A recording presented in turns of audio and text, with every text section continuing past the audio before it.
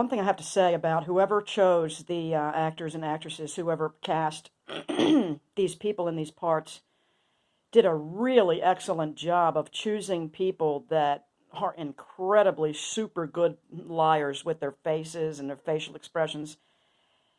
This person playing Michelle Dessler, I mean, she just watching her character have so she feels, you can just tell by the expression on her face that this character is supposed to feel all the things a normal person would feel in this environment, in this kind of situation. Like she feels partially responsible for that guy that walked in to get his test. He was the manager of the hotel, and she just looked at him like she felt so guilty because she was the bearer of bad news. She was the one that arrived on the scene originally and said, "Hey, man, you guys are fucked. You know, you got this virus in your joint. We're gonna shut it down." And she looked at him like, "Oh my God, I'm so like she."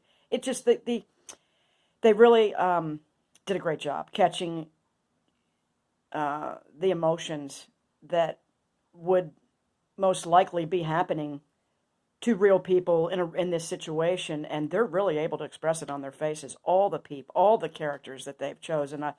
Man, they had to shoot this one guy. He was in charge of CTU, and they had to shoot him dead by 7 a.m. or the virus was going to be released in 11 more places around the country, and they did it. I was like, Lenny's like, man, they're gonna figure it out. They're not gonna have to kill him. I said, no, they're gonna kill him, and they did. They shot him right, and I was like, damn. And the guy said, let me do it myself, Jack, and then he couldn't do it, and he's like, oh, and then I'm like covering my eyes and my ears at some of these parts because I have seen and heard enough. But it's like I just know what's happening, and I'll be like, can I look now? Can I look now, Len? You know. But it's really god awful.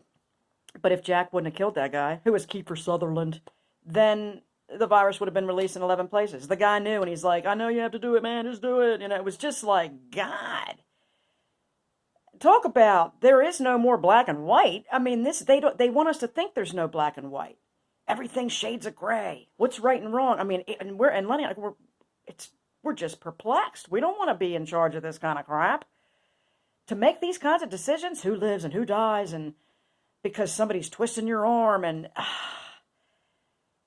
I don't know. I don't know, folks. I wish I had been a survivalist.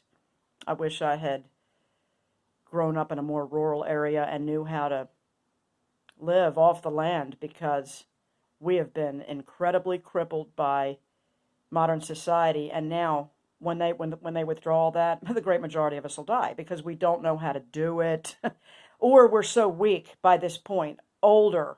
I mean, at 54, haven't been plant-based for a really long time, I feel more like 64 inside of my body. I mean, my face snapped back a little bit, but I'm still saggy and stuff. But it's just indicative of how I tore my health down.